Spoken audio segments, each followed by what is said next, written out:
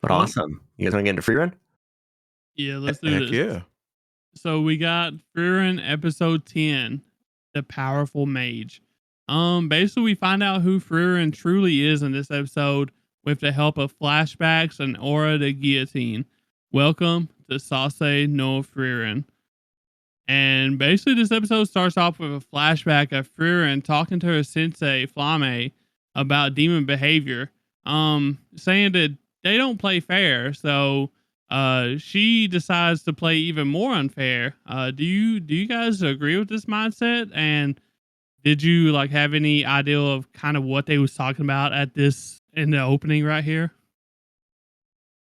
I didn't, but I definitely agree with the sentiment that like you shouldn't fight fair.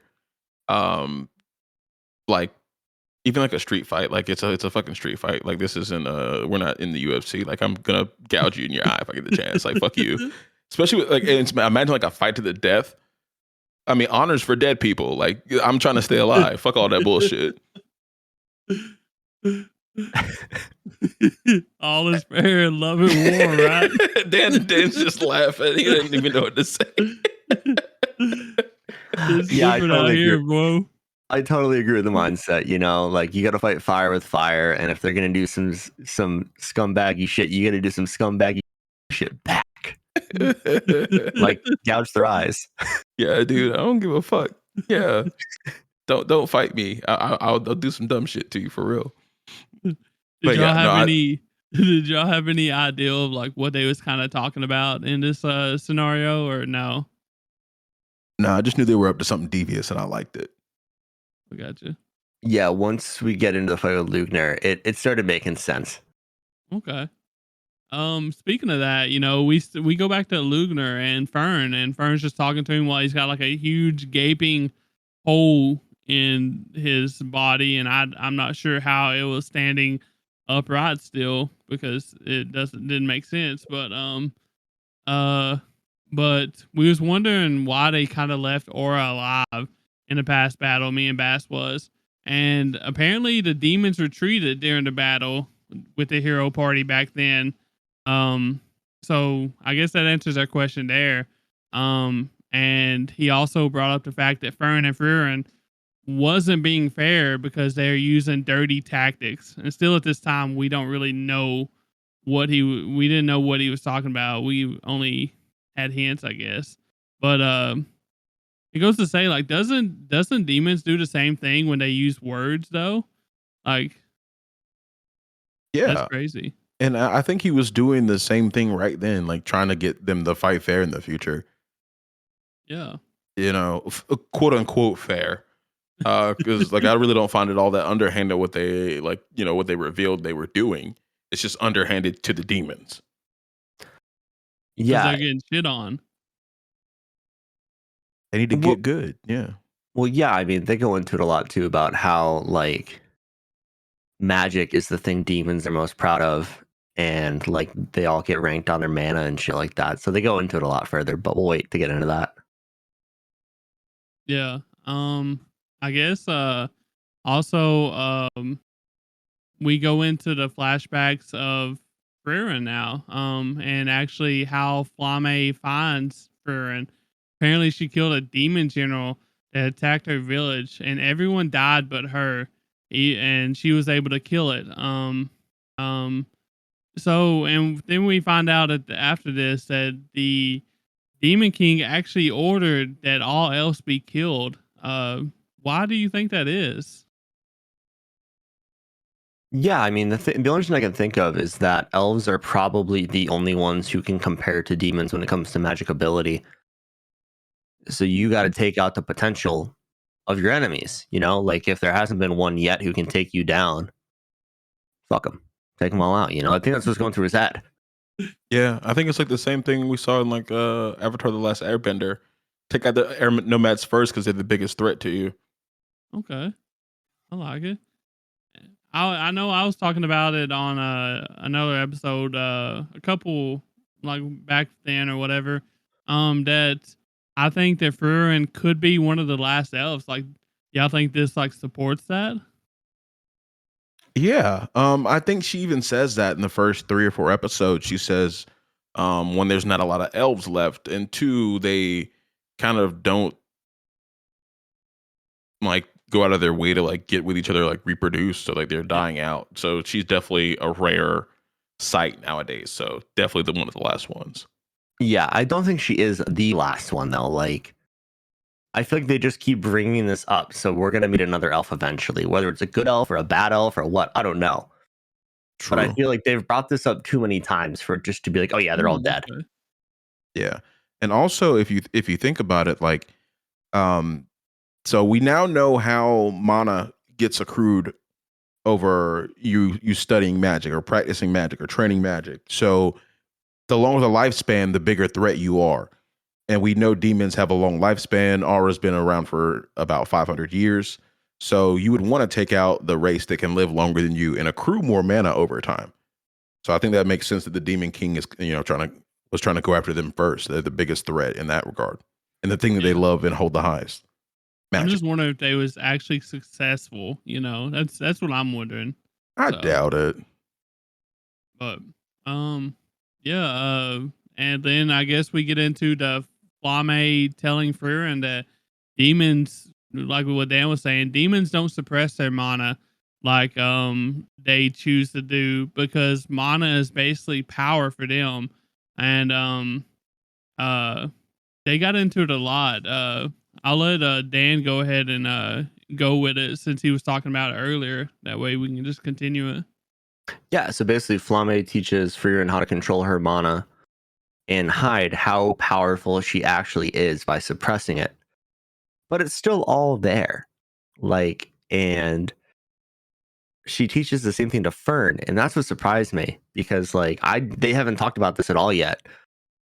So I was really surprised when Lugner was like, "Oh, you're a dirty cheat, like you're lying to me." And I was like, "Yeah, it's my girl. Fuck him."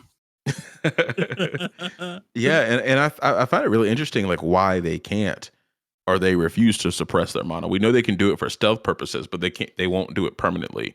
Flame actually goes to say like, it would be like a human or like a noble in their world, like choosing to live on the street. They're all ranked by how much mana they have, how good of a mage they are. So they really can't do it, and they get treated poorly if they have a low mana pool or a small mana pool. So yeah, they're very proud, arrogant beings, descendants of monsters, and they have to flex all the time to keep their status. Well, that's it, dude. Mana's power. Like that's how you get your rank. That's how you do what you do. Yep, And yep, if you're yep. born with a high mana pool, like you're destined for greatness. Which is why it pisses these demons off so much when these incredibly powerful mages are suppressing their mana. They're basically dishonoring like their way of life. So I love this shit. This is some underhanded tactics. I'm a big fan of that. Yeah, I'm just kind of curious, like why, like not just the demons, but Flame also said that it was a dishonor amongst mages in general to suppress mana. Um, I'm just wondering why it's that big of a deal. Like, in my mind, you should use whatever tactic you can to win a fight, especially if it's a fight to the death, right? So I don't understand that very much. So Yeah, and I think there's like some kind of like power boost they get from it. Because when Flame you first starts teaching Furin, she's like, yeah, the only thing you're gonna do is just like you're gonna control your mana for the rest of your life, and we're gonna work on growing your mana pool and like pretty much the basics. And she says that's it. She's like, yeah, that's the whole get up. That's what I got. And she was like considered a genius. Flame was. So there's something about keeping your mana suppressed that actually I think grows your abilities over time. Yeah, that would make sense because you're constantly controlling your mana. So like you're always thinking about your mana. You're doing everything, like in that sense. And it kind of reminds me of DBZ when they like hide their power level. It's the same thing. Very true. Very true. And it's funny, like now that I'm thinking about it, it's like Fern was doing that her whole childhood, even before she met Frieren. So I think that's another reason that Frieren wanted her to be found it acceptable that to become her apprentice. So was she actually suppressing it in her childhood? I thought she just had a low mana pool until she started training. No, the bishop or the priest or whatever used to say, "Yeah, you're really good at controlling your mana. I can hardly find you in the woods when you go to practice." So she was already doing it, and then Frieren made a comment about it when she found her kind of like trying to blast that rock on the other side of the canyon. So Gotcha. she was already on it, and I think that's why she thought Fern had potential in the first place. But yeah, I'm not really sure why Flamme would be calling it unfair and dirty. Maybe she sees it as an underhanded tactic because I'm so damn powerful. I really don't have to do this. I just like tricking motherfuckers. Like she knows she's playing dirty tricks. It would be interesting if we actually got to like see, like, I know demons can't use this all the time, but what if they used it like they kind of do words? That would be very interesting, especially if someone like Aura had learned to use it, right? So Yeah, she'd be mad OP. yeah, and we get into like Flamme. We get to see Flamme asking Frieren if she still loves magic, and Frieren says, she says somewhat now, and apparently like 50 years ago, Frieren said it. Frieren was asked, and she said that she loved it, and I'm just kind of curious, like why does Flamme keep asking this question? And we know that Frieren has also asked Fern this. Do y'all have any like thoughts on why it keeps coming up? Yeah, the only thing I can think is that like if you're basically suppressing your mana, like it would get tiresome. It would become like a chore, and that might turn you away from magic overall if you're sitting there doing that the entire time. It's kind of like if you want to get really good at something and you do it all the time, and it becomes a job instead of a hobby. It's like kind of the same thing, I think. Yeah, I think that's really valid. I think anything that you do a lot or even like too much is easy to fall out of love with if you don't have a really burning passion for it. Like me with golf, like I grew up playing golf. I played all the time when I was a kid. I played competitively for like 10 years. And now like I'll go out if my friends want to go play golf, but like and I'll go out by myself every once in a while, but I don't play it nearly as much as like my friends that have started playing the last 3 to 5 years who are like I can tell like are in love with the game and I'm kind of just like out there like chilling. So I definitely understand why she's asking her that question. Yeah, I'm just curious if it's deeper meaning behind it. You know, just try, I'm not sure honestly. But then she goes on to tell her to live in obscurity and don't leave your name in history until you defeat the Demon King. And I thought that was pretty interesting as well. Um on why she would actually tell her that. Is that to like make her want to like make her know that that's the goal that she should be after? Is that the reason why she said that? My thoughts about that was is like she can't trick the Demon King if she's famous. Okay. She's got to lay low so she can actually keep tricking these demons. If she becomes famous and it's like, oh, this is a powerful mage, too early, whenever she pulls up on a demon and she's famous, they can be like, okay, I got to really be on my P's and Q's. Hmm. Yeah, that's exactly what I thought. I didn't think it had anything to do with like trying to like hide her power. It was more to hide the fact that she's gonna be one to fuck these demons up in the end. I gotcha. Did y'all? So we actually got to see a lot of Frieren's backstory this time, and apparently, after Flamme dies, Frieren goes and builds a cabin in the woods close to a small city, just living her life. And then we get to see Himmel, Hader, and Isa show up, trying to recruit her. And I found it interesting that Hader said that she has like 1/5 of his mana, and Himmel was like, "No, I feel like she's the strongest mage I've ever met." Like, did y'all enjoy all that?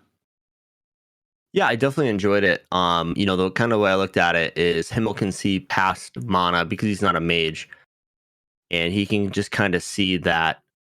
I don't want to say you can see it in her eyes or something because her eyes are always very like I don't want to say deadpan, but they don't show a lot of emotions. So like Yeah, she be chilling. he just kind of saw into her heart, like saw who she was, and I mean she looks like she's like an 8-year-old living out in the woods by herself. Like come on, she's got to be a badass. That's true, and I think it's interesting. That's like a little bit of a power scale there. Well, I guess Hyter is we haven't really seen. It's like really, Frieren has 2 times his amount of mana, which is honestly a massive amount. So Hyter's no slouch himself. But yeah, I think there's rumors of a strong mage in the woods, and you pull up, and she's like, "Oh, I'm just collecting flowers." Something's up. I'm just making a salad. And I really enjoyed it where she was just like, you don't need mediocre mages like me, just leave. that had me cracking up. But I really enjoyed the backstory though. But I guess we get into the last, the big thing, Aura versus Frieren.